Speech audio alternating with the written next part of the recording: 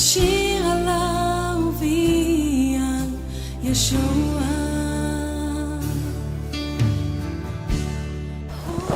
Dieu soit loué, que Dieu soit béni parce que il a permis que nous puissions échanger avec vous aujourd'hui autour de sa parole. Je suis le frère Jean-Paul Mawawa, serviteur de Dieu. Comme nous disons, nous sommes dans les champs de Dieu et nous avons la noble responsabilité de pouvoir propager, diffuser les messages de Dieu. Parce que tout homme de Dieu, comme l'a dit l'apôtre Paul, que nous ne sommes pas serviteurs pour nous-mêmes, mais nous nous faisons serviteurs pour Jésus-Christ, parce que simplement, nous sommes dans les champs de Jésus-Christ. Alors, étant serviteurs de Dieu dans l'œuvre, nous avons l'obligation de pouvoir éclaircir les enfants de Dieu autour de sa parole, parce qu'il est écrit dans sa parole que les ministres ou les serviteurs sont pour l'exercice du ministère et le perfectionnement des saints. Or, l'exercice du ministère, le ministère, c'est la parole. Voilà pourquoi nous avons l'obligation de pouvoir éclaircir les enfants de Dieu autour, surtout plus des messages qui semblent ternir ou soit des messages qui ne sont pas conformes à la doctrine. Parce que la vie chrétienne est basée sur la doctrine. La vie chrétienne est basée sur la parole de Dieu. Alors, quand la parole de Dieu n'est pas bonne, n'est pas très bien prêchée, quand la parole de Dieu est falsifiée, c'est le peuple qui est en danger. Voilà pourquoi la vie, étant donné que la vie, elle est salie, le royaume des cieux, bref, la vie éternelle est cachée dans la parole de Dieu. Nous voyons chaque fois qu'il y a un enseignement ou il y a un message qui n'est pas conforme aux Écritures pour que nous puissions éclaircir, avertir le peuple de Dieu. Parce qu'en réalité, Christ lui-même a dit un jour que la vie éternelle est qu'on te connaisse toi le véritable Dieu et celui que tu as envoyé, Jésus-Christ. C'est-à-dire que la vie éternelle est dans la connaissance de Dieu et de son Fils. Mais si la vie éternelle est dans la connaissance, c'est que la connaissance qui ne tient pas debout ou la connaissance qui n'est pas conforme à la parole de Dieu ne donne pas la vie, mais ça donne la mort. Voilà pourquoi aujourd'hui dans le monde, c'est tout le monde qui en parle. Que moi je ne vais pas à la prière, je ne vais pas au culte, je ne vais pas à l'église, moi je prie à la maison. Moi je ne pars pas à l'église, je prie qu'à la maison. Je ne pouvais pas partir à l'église parce que simplement Dieu est partout. Quand tu dis que Dieu est partout, je suis d'accord avec vous. Quand il dit que je prie à la maison, je suis d'accord avec vous. Mais quand vous dites que vous priez seulement à la maison et que vous ne partez pas à l'église, là je ne suis pas d'accord avec vous. Pourquoi? Parce que simplement nous allons partager autour de ces sujets-là. Est-ce que nous pouvons prier à la maison, seulement à la maison, sans partir à l'église ou sans partir au culte ou sans appartenir dans une communauté ou une assemblée quelconque? Est-ce que c'est soutenu par la Bible? Est-ce que c'est normal? Est-ce que c'est acceptable? C'est concevable? Est-ce que Dieu appuie cela? Est-ce que Dieu est d'accord par rapport à ça? Voilà pourquoi, à la lumière des Écritures, nous allons vous éclaircir. Pourquoi? Parce que ça se dit, c'est partout, c'est tout le monde qui en parle. Vous trouverez même un bien-aimé qui avait l'habitude de fréquenter une église quelconque, mais qui prend la ferme décision de ne plus fréquenter l'église, de ne plus partir à l'église. Il s'est dit d'ailleurs, Dieu est partout, moi j'ai pris à la maison.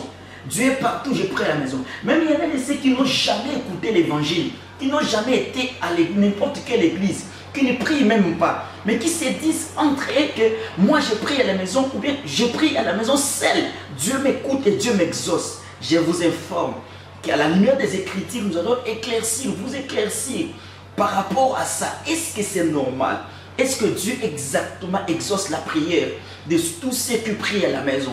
Est-ce que les gens qui prient à la maison sont soutenus par la parole ou respectent la doctrine de Dieu que nous appelons le christianisme ou c'est pas normal? Voilà pourquoi nous allons lire d'abord les versets qui soutiennent la prière de la maison, après continuer l'exhortation. Nous sommes dans Matthieu chapitre 6. Nous allons commencer la lecture à partir du verset 5. Lorsque vous priez, ne soyez pas comme les hypocrites qui aiment à prier debout dans les synagogues et au coin dans les rues, pour être vus des hommes. je vous le dis en vérité, ils reçoivent les récompenses. Mais quand tu pries, entre dans ta chambre, ferme la porte et prie ton Père qui est là dans les lieux secrets. Et ton Père qui voit dans les secrets te les rendra. Quand tu pries, va dans les lieux secrets. Entre dans ta chambre.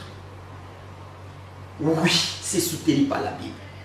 Mais dans quel contexte Christ avait dit cela? Ou quand il avait expliqué, c'était par rapport à quoi?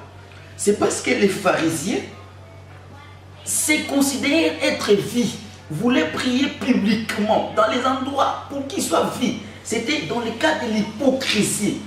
Ils se faisaient montre comme si ils étaient des enfants de Dieu, ils priaient Dieu, mais en réalité ils étaient des hypocrites. Voilà pourquoi Christ a expliqué aux disciples que vous, si vous voulez prier, ne faites pas comme les pharisiens, ne faites pas comme les hypocrites, les sadducéens, tous ces mondes-là qui priaient pour être vus. Mais vous, entrez dans les lieux secrets. Là, quand vous priez, Dieu va vous écouter, vous causez avec le Seigneur. C'est comme nous connaissons tous que la prière, c'est un dialogue. La prière, c'est la respiration. La prière, c'est la communication entre l'homme et Dieu. La prière, c'est la conversation. La prière, c'est la causerie. La prière, toutes les définitions que nous connaissons de la prière. C'est-à-dire que la prière nous permet d'entrer en contact avec l'Esprit, avec le Seigneur. Alors que cette prière-là ne se fait pas n'importe comment. C'est-à-dire la prière qui se fait à la maison, c'est une prière qui doit être faite conformément à la parole. Parce que Dieu, quand il répond, il ne répond pas l'homme, mais il répond en conformité avec sa parole. Mais ici, quand Christ parlait de prier à la maison, c'est-à-dire qu'il faisait allusion que vous puissiez prier en respectant la parole. C'est quand vous ne priez pas conformément à la parole, Dieu ne pouvait pas écouter votre prière. Alors que, par rapport à ces versets, il y en a des ceux qui en ont récupéré pour faire de ça, pour donner cela une interprétation particulière, soutenir leur faiblesse en disant que moi je ne veux pas partir à la prière, moi je ne peux pas partir à l'église parce que Christ a dit, si vous voulez prier, vous devez entrer dans votre chambre, là le Seigneur est dans les lieux secrets, il va vous écouter, il va vous exaucer. Oh frère, sœur, bien-aimé, si vous réfléchissez de cette manière-là, vous tapez à côté. Pourquoi? Parce que nous allons lire Romains chapitre 10 à partir du verset 1er. Est-ce que les gens qui prient à la maison, qui ne partent pas à l'église, les gens qui ont l'habitude de pouvoir tenir les propos pour dire que non, nous n'avons pas l'habitude de partir à l'église parce qu'il y a plusieurs raisons, mais je vais vous faire lire un verset, un texte aussi important, Romains chapitre 10, nous commençons à partir du verset 1er. Frères, le vœu de mon cœur et ma prière à Dieu pour eux, c'est qu'ils soient sauvés. Je leur rends le témoignage qu'ils ont du zèle pour Dieu, mais sans intelligence, ne connaissant pas la justice de Dieu et cherchant à établir leur propre justice. Ils ne se sont pas soumis à la justice de Dieu. Car Christ est la fin de la loi pour la justification de tous ceux qui croient. En effet, Moïse définit ainsi la justice qui vient de Dieu ou qui vient de la loi. L'homme qui mettra ces choses en pratique vivra par elle. Mais voici comment par la justice qui Dieu. Ne dis pas à ton cœur qui montera au ciel, c'est en faisant descendre Christ. Ou qui descend dans la Bible, c'est faire monter Christ d'entre les morts. Que dit-elle donc? La parole est près de toi, dans ta bouche et dans ton cœur. Or, c'est la parole de la foi que nous prêchons. Si tu confesses de ta bouche le Seigneur Jésus, et si tu crois dans ton cœur que Dieu l'a ressuscité des morts, tu seras sauvé. Car c'est en croyant du cœur qu'on parvient à la justice, et c'est en confessant de la bouche qu'on parvient au salut, selon ce que dit l'Écriture. Quiconque croit en lui ne sera point confus. Il n'y a point de différence entre, en effet, les Juifs et les Grecs, puisqu'ils ont tous un même Seigneur, qui est riche pour tous ceux qui l'invoquent. Car quiconque invoquera le nom du Seigneur sera sauvé. Comment donc invoquerait-il, ou bien comment donc invoqueront-ils celui à qui ils n'ont pas cru? Voyez, à la lumière de ces textes, de cette écriture, c'est l'apôtre Paul qui exhorte les Romains. C'était par rapport toujours à cette justice. Il dit, d'abord, il prie pour qu'il soit sauvé. Le premier problème d'abord, c'est les salis. Après, il ajoute, il dit d'abord, c'est en confessant de la bouche qu'on parvient à la justice, et c'est en croyant du cœur. Après avoir expliqué par rapport au salut, à la croyance, à la parole de Dieu, à la justice de Dieu, c'est alors qu'il dit que tout celui qui évoquera le nom du Seigneur sera sauvé. La prière intervient par rapport à invoquer le nom du Seigneur. Mais maintenant, que dit l'Écriture? La Bible dit, car quiconque évoquera le nom du Seigneur sera sauvé. Comment donc invoqueront-ils celui en qui ils n'ont point cru? C'est-à-dire que comment toi tu peux prier? Tu entres dans ta chambre, dans ta maison pour invoquer le nom du Seigneur. Et pourtant l'apôtre Paul dit comment tu peux invoquer le nom du Seigneur sans toutefois croire à ce Seigneur. Tu n'as jamais entendu parler du Seigneur. Tu n'as jamais écouté parler du Seigneur. Tu n'as jamais... Comment toi tu peux prier? De quelle manière? L'apôtre Paul se pose la question. Comment ils vont invoquer le Seigneur? Ou bien ils vont invoquer celui dont ils n'ont pas encore crié? Nous continuons. Et comment croiront-ils à celui dont ils n'ont pas entendu parler? Et comment ils vont croire si on ne les a jamais parlé de lui? Ou comment ils vont croire si on ne les a jamais expliqué le Seigneur? Comment ils vont croire? D'abord il dit comment tu peux invoquer? Parce que la prière c'est ça, invoquer le Seigneur. Chercher la face de Dieu. Échanger avec Dieu. Causer avec Dieu. C'est ça la prière. Mais l'apôtre Paul pose la question, comment tu peux causer avec Dieu si tu n'as jamais au préalable crié à lui? Si tu n'as jamais au préalable écouté sa parole. C'est comme ça que l'apôtre Paul se pose cette question. Nous continuons le texte. Nous sommes toujours dans Romains chapitre 10. Il dit, et comment en entendront-ils parler s'il n'y a personne qui prêche? C'est-à-dire qu'on ne peut jamais se faire enfant de Dieu. On ne peut jamais prier sans toutefois écouter. On ne peut jamais écouter s'il n'y a pas quelqu'un qui vous parle. C'est-à-dire que là, quand vous entrez dans votre chambre, pour chercher la face de Dieu, vous échangez avec qui vous a enseigné, qui vous a prêché, qui vous a montré de quelle manière il faut prier. Parce qu'en réalité, il faut d'abord commencer par comprendre qui est ce Dieu-là, qu'est-ce qu'il veut, sa parole c'est quoi, comment prier, c'est ça l'enseignement. Alors on dit comment toi tu peux prier, sans toutefois d'abord croire, et comment tu peux croire si tu n'as jamais écouté, comment tu peux écouter s'il n'y a personne qui te prêche. Je continue. Et comment y aura-t-il des prédicateurs s'ils ne sont pas envoyés? Selon qu'il est écrit, qu'ils sont pour le pied de ceux qui annoncent la paix. D'abord, comment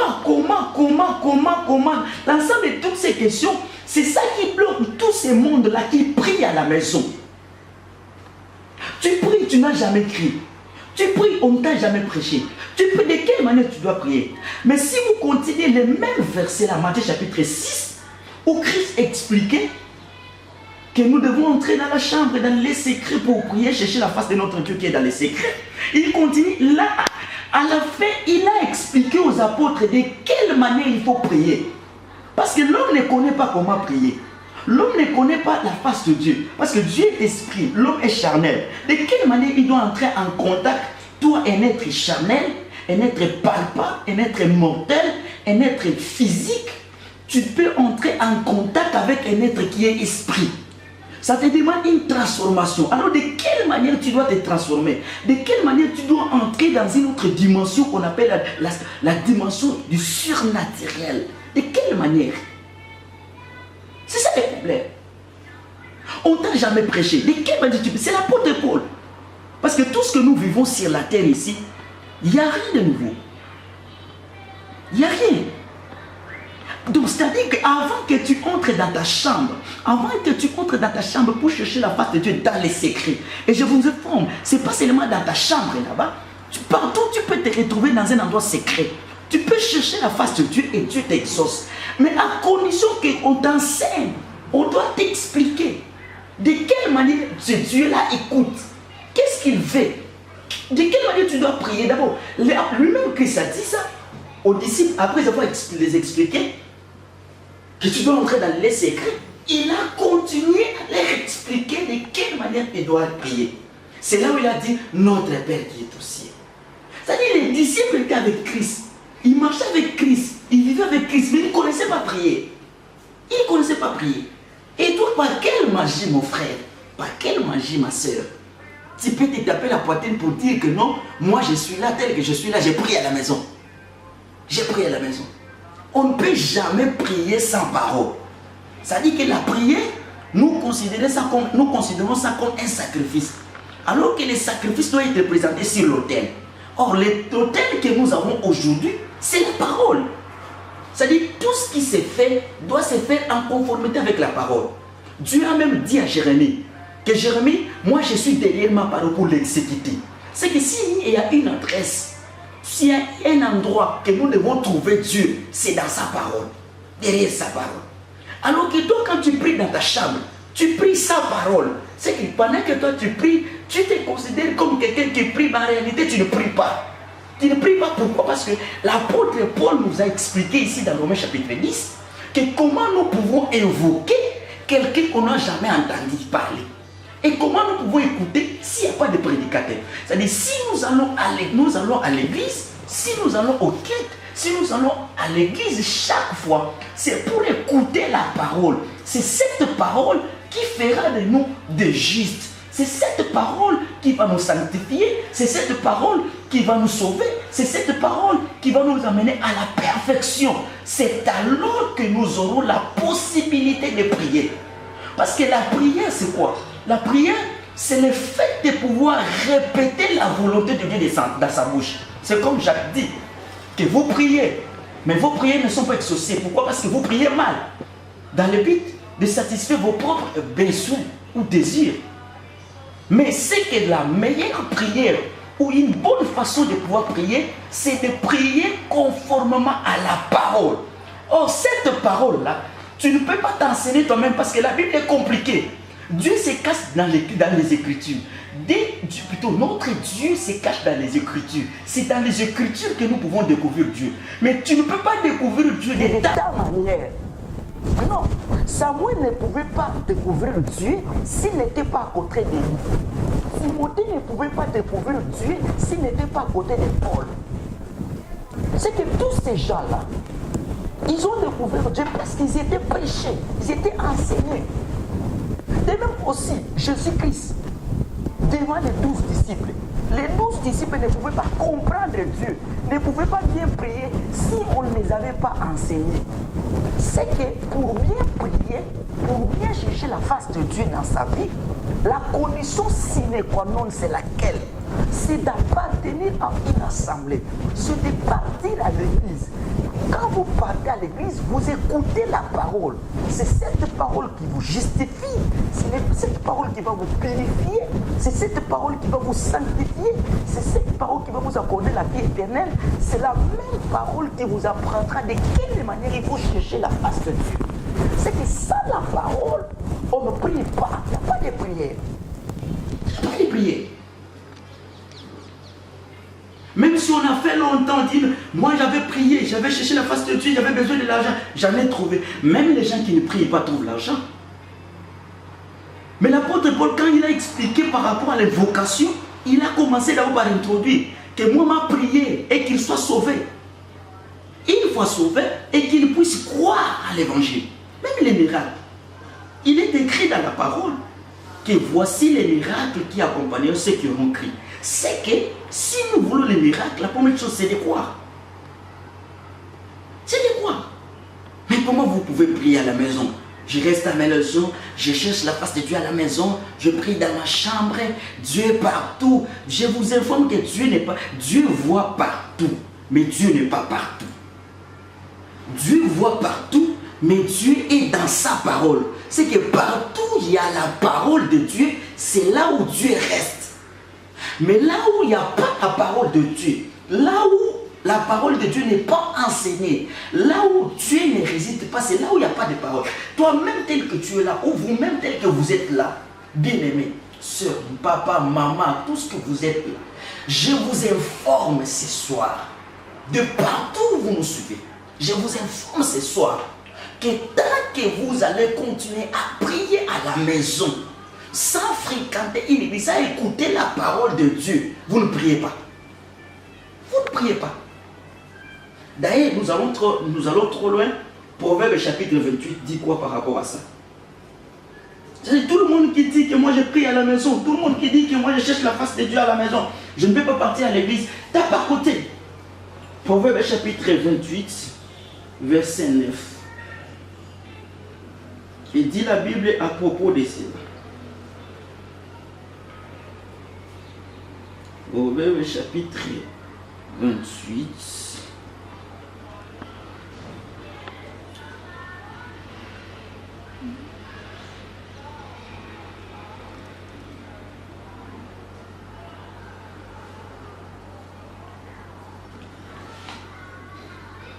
Nous lisons au nom de notre Seigneur Jésus-Christ.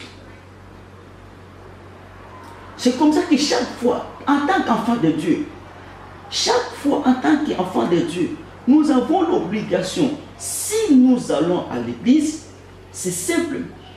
Proverbe plutôt, chapitre 28, Proverbe chapitre 28, verset 9. Si quelqu'un détourne l'oreille pour ne pas écouter la loi, sa prière est une abomination. Proverbe chapitre 28, verset 9. Proverbe chapitre 28, verset 9. Si quelqu'un détourne l'oreille pour ne pas écouter la loi, sa prière même est une abomination. C'est-à-dire que c'est clair. Salomon, dans la sagesse qu'il avait, parce que la Bible dit que c'est Salomon qui a bâti les temples, et après avoir bâti les temples, il a prié, il dit, tout celui qui viendra chercher la face de Dieu ici, il trouvera même un étranger. Tout celui qui viendra malade, il sera guéri. Tout celui qui viendra lié, il sera délié. Il cherchera la face de Dieu, la consolation, il en trouvera ici dans les temples. C'est qu'il expliquait la pensée que tout enfant de Dieu qui a besoin de la face de Dieu ou qui veut comprendre la face de Dieu doit partir à l'église. Alors qu'ici, il explique aussi dans Proverbe chapitre 28, verset 9. La Bible dit, noir sur blanc, c'est clair, que si quelqu'un détourne son oreille à ne pas écouter la loi de Dieu, sa prière même est une abomination. Or, l'abomination signifie ce qui est très mauvais. Nous connaissons tous qu'il y a des choses qui sont mauvaises. Mais la Bible dit, c'est lui qui prie sans écouter la parole. C'est lui qui prie sans écouter la parole. J'insiste et je répète. La Bible dit, c'est pas moi. Je ne l'ai pas inventé. C'est pas moi qui ai écrit la Bible. Mais je dis clair que la Bible dit que sa prière est une abomination. C'est que l'abomination, c'est ce qui est très mauvais. Très mauvais.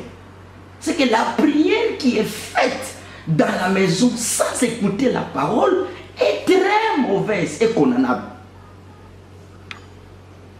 Beaucoup de gens en parlent. Je sais. Moi aussi, j'ai déjà écouté beaucoup de gens dire ça. Moi, je prie à la maison. Moi, je ne reste qu'à la maison. Mais j'écoute la parole de Dieu même à la télévision. Je vous informe qu'à la télévision, il y a plusieurs messages. Des bons messages et des mauvais messages. Sur YouTube, il y a plusieurs messages. Des bons et les mauvais. Partout dans tous les sites que vous pouvez dire. C'est que ce qui vous permettra de discerner les bons messages qui vont vous aider à bien prier, ce qui vous permettra de checker, de savoir, ça c'est une bonne prédication, ça c'est la parole de Dieu, ça c'est parce que le diable se déguise à tout. Les diables exploitent même les Écritures, parce que pour tenter Christ, il s'est servi des Écritures. Les diables exploitent même l'Écriture, mais le problème c'est que le diable a du mal pour entrer dans la pensée de Dieu, parce que c'est là où Dieu réside.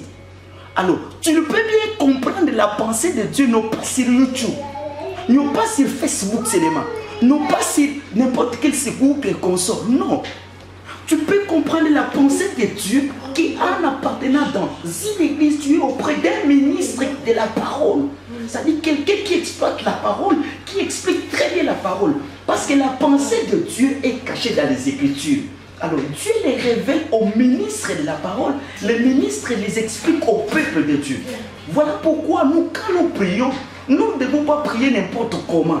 Nous devons prier conformément à la parole. Parce qu'il est écrit, la prière fervente de juste a une grande efficacité. Or, ne peut être juste que celui qui a la parole. Parce que c'est la parole qui justifie. Ok, quelqu'un qui n'est pas justifié, sa prière est une abomination. C'est clair. C'est clair. C'est-à-dire, tu ne peux pas te dire, d'ailleurs, moi je ne suis pas parti à l'église aujourd'hui simplement parce que je n'ai pas eu le temps. D'ailleurs, j'ai eu le temps aussi de prier à la maison, dans ma chambre. Non, prier à la maison, dans la chambre, conformément à la parole, c'est alors que tu écoutes. Mais prier à la maison, dans la chambre, sans écouter la parole, tu n'as pas une église que tu fréquentes, tu ne vas pas au culte, tu ne vas pas à l'assemblée, tu ne vas pas à l'intercession, tu ne comprends pas comment tu dois prier. Là, c'est à côté. C'est à côté. Les disciples étaient à côté de Jésus-Christ il y a longtemps, mais ils ne savaient pas prier. Il fallait que Christ les explique de quelle manière ils doivent prier. Voilà pourquoi il les a expliqué. Quand vous priez, dites notre Père qui est au ciel. C'est-à-dire une façon pour Christ de les expliquer de quelle manière ils doivent prier. C'est-à-dire la prière doit être basée sur la doctrine de Dieu. Une prière qui est faite, même si vous êtes n'importe. Il y a aussi, attention, il y a aussi des églises qui pensent qu'ils prient, mais elles ne prient pas. Il y en a aussi. Parce que l'église où il n'y a pas la parole véritable, la doctrine n'est pas respectée. Les enseignements des apôtres ne sont pas respectés. Les enseignements de Paul ne sont pas respectés. Là, Dieu n'existe pas. Parce qu'il est écrit, nous sommes basés sur les enseignements des apôtres et des prophètes, dont Jésus-Christ est même la pierre angulaire. C'est-à-dire que Jésus-Christ comme la pierre angulaire, les apôtres ont enseigné, les 12 apôtres ont enseigné, c'est alors nous continuons l'œuvre de la fondation. Mais là où les enseignements qui sont donnés ne sont pas conformes à ce que les apôtres ont enseigné, Dieu n'existe pas.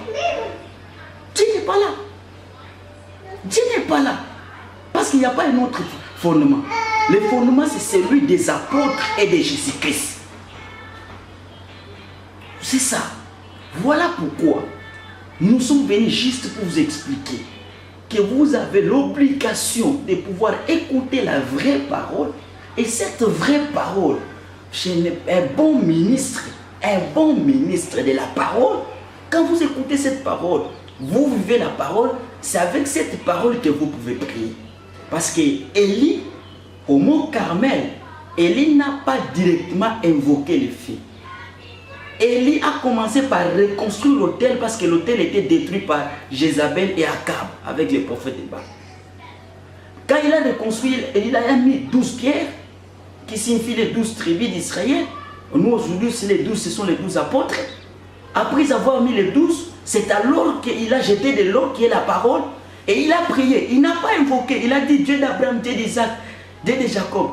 Qu'on sache aujourd'hui en Israël que toi tu es Dieu et que moi je suis le serviteur. C'est alors que le feu est descendu. Le problème c'était l'autel.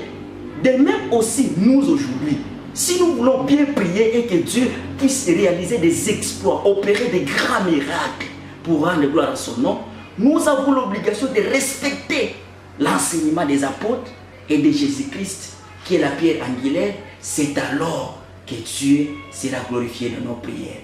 Mais si nous ne prions pas en conformité de la parole, si nous ne prions pas sans écouter la parole, sincèrement parlant, je vous dis, ce n'est pas moi, c'est Proverbe chapitre 28, verset 9 qui le dit clair, que nos prières sont une abomination devant Dieu. J'ai dit et je vous remercie. S'il y a des questions, vous pouvez l'écrire sur notre page de la page. C'est alors que nous aurons la possibilité de pouvoir vous répondre à la prochaine occasion.